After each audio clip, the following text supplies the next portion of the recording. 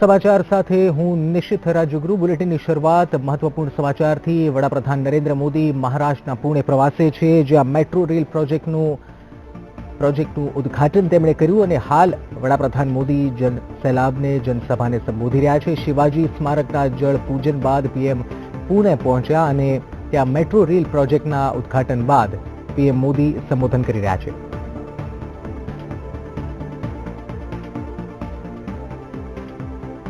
देखते ही देखते जनसंख्या बढ़ रही है.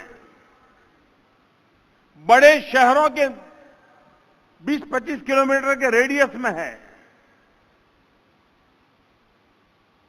हमने देश भर में सभी राज्यों को कहा कि ऐसे गांव छानिए, निकालिए और उन गांवों को अर्बन योजना के तहत विकसित करने का एक डिटेल काम चल रहा है. जिस अर्बन मिशन का सीधा साधा अर्थ है, आत्मा गांव की हो, सुविधा शहर की हो. गांव की आत्मा मरनी नहीं चाहिए, वो सुरक्षित रहनी चाहिए, पनपनी चाहिए. लेकिन गांव वालों को 18वीं शताब्दी में जीने के लिए मजबूर नहीं किया जा सकता है. और इसलिए हमने एक अर्बन मिशन के तहत देश भर में सैकड़ों गांव उन पर फोकस किया है, सुविधाएं बढ़ाने का प्रयास किया है ताकि शहरों पर बोझ कम किया जा सके. दूसरी तरफ शहरों में बड़ा बदलाव लाने का काम, और बदलाव की एक पहली आवश्यकता होती है इंफ्रास्ट्रक्चर. ज्यादातर हमारे देश में इंफ्रास्ट्रक्चर की प्रति उदासीनता रही है. अभी इतने से चल जाएगा तो बस इतना ही रोड बनाओ, और बाद में जब रोड चौड़ा करना है तब तक लोगों ने एंक्रोचमेंट कर लिया होता है और फिर कोर्ट कचहरी का मसला चलता है. 25-30 साल तक कोई मेल ही नहीं बैठता है. हमने ऐसे ही चलाया. पानी के नल डालेंगे, जब तक पानी का नल डालने का पूरा हो जाएगा पाइपलाइन का, तब तक वहां जनसंख्या इतनी बढ़ जाएगी कि वो पाइपलाइन की साइज छोटी पड़ जाएगी. फिर प्रश्न आएगा बड़ी पाइपलाइन कैसे डाले. यानी हम विकास के उस मॉडल को लेकर चले हैं जिसके कारण हम तत्कालीन लाभ वो तो अनुभव करते हैं, लेकिन ऐसी व्यवस्थाएं विकसित नहीं करते कि आने वाले दिनों में आने वाले कितने बोझ होने वाला है उसका भी हम सॉल्यूशन निकालें. हमारी कोशिश है आज पूरे देश में एक साथ 50 से ज्यादा शहरों में मेट्रो की दिशा में आगे बढ़ने का प्रयास है. आप कल्पना कर सकते हैं कितना बड़ा आर्थिक बोझ उठाने का हमने फैसला किया है. लेकिन अगर हम टुकड़ों में करते, बातों को टाल देते, तो एक तो प्रोजेक्ट महंगे हो जाते, उस शहर की समस्या बढ़ती जाती, और पैसे लगाने के बाद भी वो आवश्यकता की पूर्ति करे उस स्थिति में नहीं होते. और इसलिए हमारा दूसरा प्रयास है कि जो भी काम हाथ में ले उसको समय सीमा में पूरा करे. हो सके तो 25-30 साल के बाद की आवश्यकताओं को ध्यान में रख करके प्लानिंग करने का प्रयास करें. आज वो शायद इकोनॉमिकली वायबल हो या ना हो, लेकिन एक बार अगर बात चल पड़ी तो इकोनॉमिकली वायबल होना भी 2-4 साल में हम अनुभव करने लग जाएंगे. हम क्वालिटी ऑफ लाइफ में चेंज लाना चाहते हैं. आज पूरे देश में 2.5 लाख पंचायत, उनको ऑप्टिकल फाइबर नेटवर्क से जोड़ने का एक बहुत बड़ा काम चल रहा है। ये डिजिटल इंडिया, ये सिर्फ शहरों के लिए नहीं है, संपूर्ण हिंदुस्तान को जब तक हम आधुनिक व्यवस्था और विज्ञान के साथ नहीं जोड़ेंगे तो हम देश को आगे नहीं बढ़ा सकते। एक जमाना था जब इंफ्रास्ट्रक्चर की चर्चा आती थी तो रोड, रेल, ज्यादा से ज्यादा एयरपोर्ट। अब वक्त बदल चुका है, लोगों को हाईवेज भी चाहिए, आईवेज भी चाहिए। हाईवेज, इंफॉर्मेशन बेज, हाईवे भी चाहिए, हाईवे भी चाहिए। अगर हाईवेज चाहिए तो ऑप्टिकल फाइबर नेटवर्क हमें पूरे देश में खड़ा करना पड़ेगा। पहले पानी का नल लग जाए, पानी का पाइपलाइन लग जाए तो लोग खुश हो जाते थे। आज लोगों का कहना है कि साहब हमारे यहां गैस की पाइपलाइन भी लगनी चाहिए। वक्त बदल चुका है, तो बदले हुए वक्त में हमने विकास की अवधारणाओं को भी आधुनिक करना होगा और तब जाकर के सामान्य मानवी को आने वाले दिनों में क्या जरूरत रहने वाली है, इसको हम परिपूर्ण कर सकते हैं। वर्तमान में सरकार इंफ्रास्ट्रक्चर के दायरे को रेल और रोड से भी आगे बढ़ा करके water grid, digital network, gas grid, space के साथ सीधी टेक्नोलॉजी का संपर्क। अगर हमारा किसान इंश्योरेंस निकालता है तो उसकी फसल कितनी थी, फसल को कितना नुकसान हुआ, वो स्पेस टेक्नोलॉजी से पता चलना चाहिए और किसान को उसके हक का पैसा मिलना चाहिए। इस प्रकार का नेटवर्क ये समय की मांग है और उस रूप में भारत आधुनिक भारत बने, व्यवस्थाओं और सुविधाओं से सफर हो, उस सपने को लेकर के हम चल रहे हैं। पुणे में मेट्रो का ये प्रकल्प, यहां के लोगों की नाराजगी बहुत स्वाभाविक है। अगर यही काम बहुत पहले हुआ होता, कम खर्चे में हुआ होता, इतने साल तक जो परेशानी हुई वो न होती। कई लोगों ने मुसीबत के कारण गाड़ियां खरीदी, वो गाड़ियां नहीं खरीदते, वो मान लेते कि अब मेट्रो आ गया, गाड़ी खर्चा क्यों करूं, पार्किंग के लिए जगह नहीं है। लेकिन देर आए दुरुस्त आए। और मेरे पुणे के भाई बहनों, पहले की सरकारें बहुत अच्छे अच्छे काम मेरे लिए बाकी रख के गई है।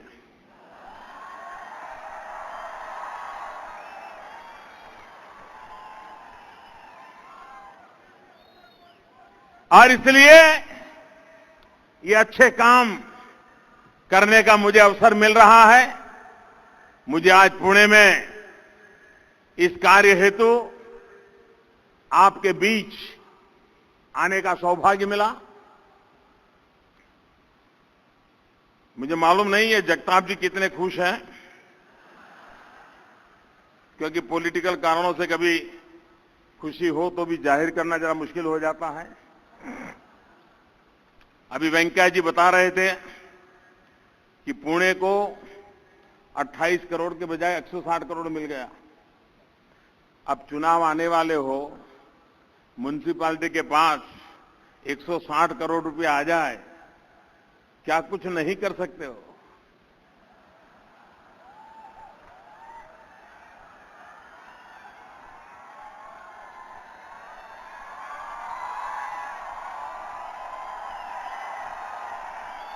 लेकिन ये सब हुआ इसलिए कि 8 नवंबर को रात को 8 बजे जो मैंने घोषणा की, इसके कारण हुआ है। और ये सिर्फ पुणे में नहीं, हिंदुस्तान की हर सरकारों के पास अकेले अर्बन बॉडीज में 200 से 300% इनकम बढ़ी है, क्योंकि हर किसी को लगा कि मोदी ले जाएगा, उसके बजाय अच्छा है यहां डाल दो। लेकिन ये भी अच्छा हुआ, वरना कभी अर्बन बॉडीज में टैक्स 50%, 60%, 70% से आगे बढ़ नहीं पाता था। और देने वाले कौन थे? सामान्य व्यक्ति तो दे देता था, और नहीं देने वाले कौन होते थे? जो कभी कभी हमारे अगल बगल में दिखाई देते हैं, वो भी नहीं होते थे।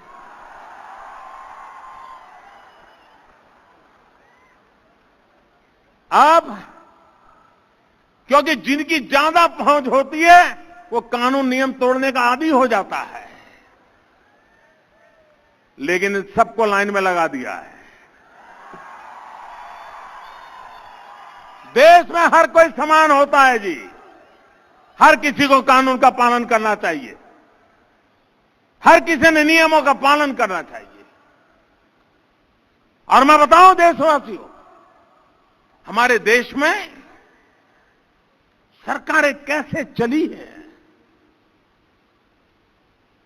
ये मैं किसी को बुराई करने के लिए नहीं कह रहा हूं। दिल में दर्द होता है, पीड़ा होती है। क्या करके रख दिया हमारे देश को। आप हैरान होंगे, भारत की संसद ने 1988 में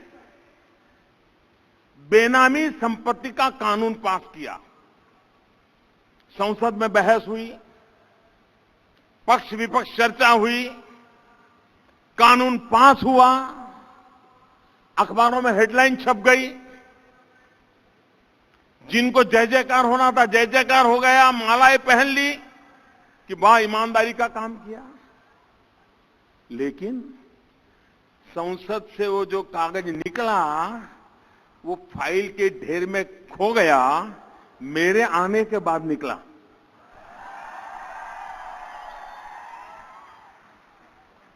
उसका नोटिफिकेशन नहीं हुआ, कानून लागू नहीं किया गया। अगर 1988 में उस समय जो संसद में बैठे थे, जिन्होंने इतना बड़ा महत्वपूर्ण निर्णय किया, अगर उस सरकार ने लागू किया होता, तो आज बेनामी संपत्ति के नाम पे जो देश में पाप बढ़ा है, वो बढ़ता क्या? देश बचता कि नहीं बचता? ऐसा ऐसा पाप करके गए हैं। अब आप मुझे बताइए, मैं भी ऐसे ही चलने दूं कि ठीक करूं? जरा जोर से बताओ, ठीक करूं? तो जैसे अभी देवेंद्र जी ने आपसे लाइट करवाई थी, फिर से एक बार लाइट करके बताइए।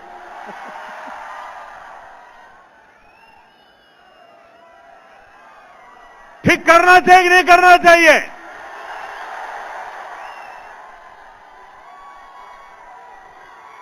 देश को तबाह होने की जो बातें चल रही, उसको रोकनी चाहिए कि नहीं रोकनी चाहिए?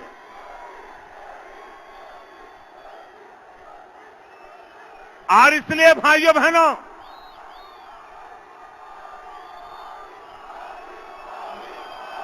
अगर समय पर देश में बीमारियों का उपचार किया होता, तो आज मुझे ऐसे कठोर कदम नहीं उठाने पड़ते। आज से 40 साल पहले जो काम करने चाहिए थे, वो काम किए होते, तो आज मेरे देश के 125 करोड़ ईमानदार लोगों को कतार में खड़ा नहीं रहना पड़ता।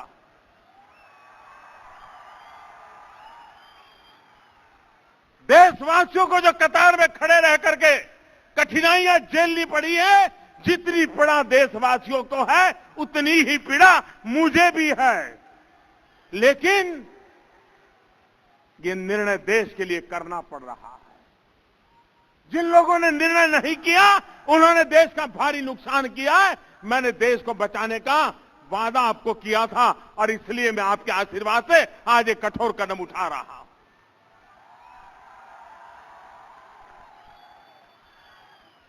भाइयों बहनों, मैं पुणे से विशेष अपेक्षा करता हूं। ये देश की औद्योगिक विरासत वाली नगरी है। ये शिक्षा का भी धाम है और बहुत जमाने से अगर काशी में विद्वान होते थे तो पुणे भी विद्वत्ता के लिए जाना जाता था।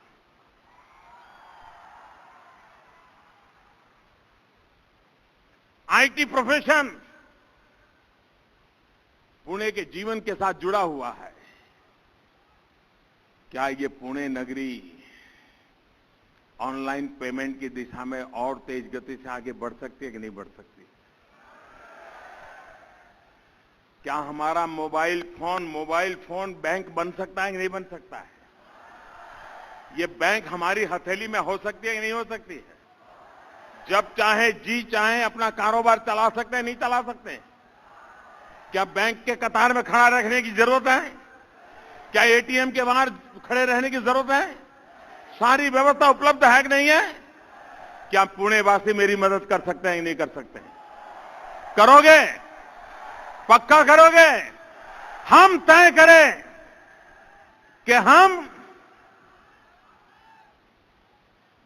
ई वॉलेट के द्वारा या डेबिट कार्ड के द्वारा, अब तो आधार एनेबल सर्विसेज भी अवेलेबल है। सिर्फ आपका बैंक अकाउंट हो, आधार नंबर हो, आप अंगूठा लगाइए, आपका पेमेंट हो जाता है। इतनी व्यवस्था हो गई है।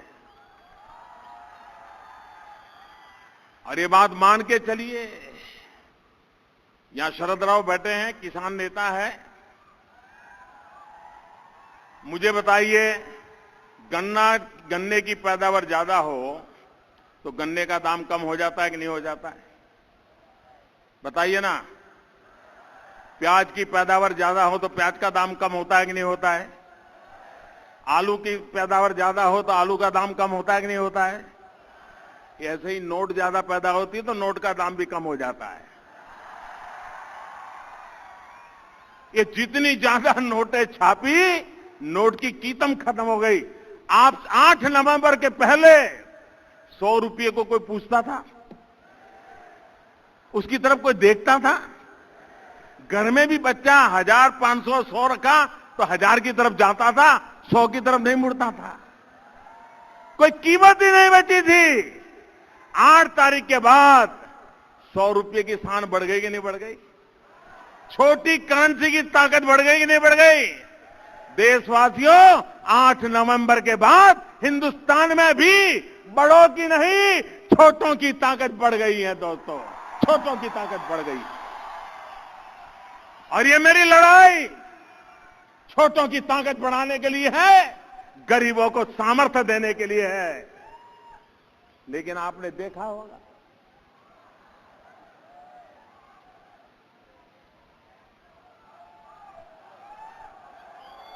कुछ लोगों को लगा कि सब सरकारें तो ऐसी ही होती हैं, पहले थी वैसी ये होगी। ठीक है, मोदी 2-4 दिन बोल देंगे, फिर क्या होगा? फिर तो हम हैं, सालों से करते आए हैं, कर लेंगे। इसी मिजाज में उनको लगा बैंक में डाल दो, सब काला सफेद हो जाएगा। नोट तो काले की सफेद नहीं हुई, चेहरा काला हो गया। चेहरा काला हो गया। कुछ बैंक वालों को पटा करके और हिस्सेदारी करके खेल खेलने गए, अब कहीं मुंह दिखाने लायक नहीं रहे। आज टेक्नोलॉजी इतनी उत्तम है कि वो घर से निकला है ना, वहां तक पूंछ पहुंचने वाली है। महीना, 2 महीना, 3 महीने के बाद भी ये हर एक को पीछा किया जाएगा। बताओ भाई, पहले तो नहीं था, कहां से आया? बताना पड़ेगा। जिन्होंने सोचा है कि अब बैंक में गए तो काला सफेद हो गया, उनसे मैं कहता हूं, संभल जाइए।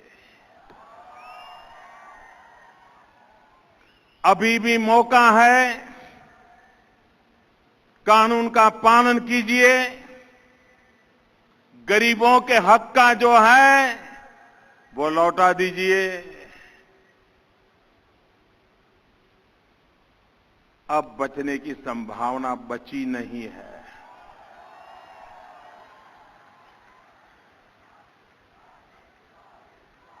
और इसलिए ये पुणे की धरती से मैं हर किसी को कहना चाहता हूं, अभी भी वक्त है। आज भी नियम ऐसे हैं जिससे आपकी मदद हो सकती है। सही रास्ते पर आ जाइए, जिंदगी भर चैन की नींद सो जाइए, कोई चिंता का विषय नहीं रहेगा। और अगर नहीं आए तो मैं कम से कम सोने वाला नहीं हूं।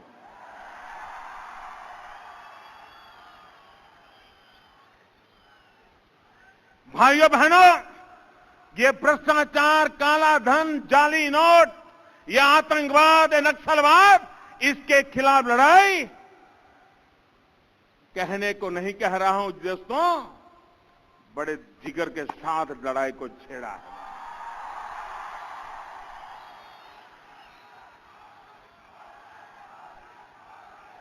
और 125 करोड़ देशवासियों का मिजाज देख करके मैं विश्वास से कहता हूं, ये मुट्ठी भर ताकतें जो देश को बांध में रख करके अपनी जी चाहे मर्जी करते थे, वो वक्त चला गया है। अब इस देश में बात चलेगी तो 125 करोड़ देशवासियों की चलेगी।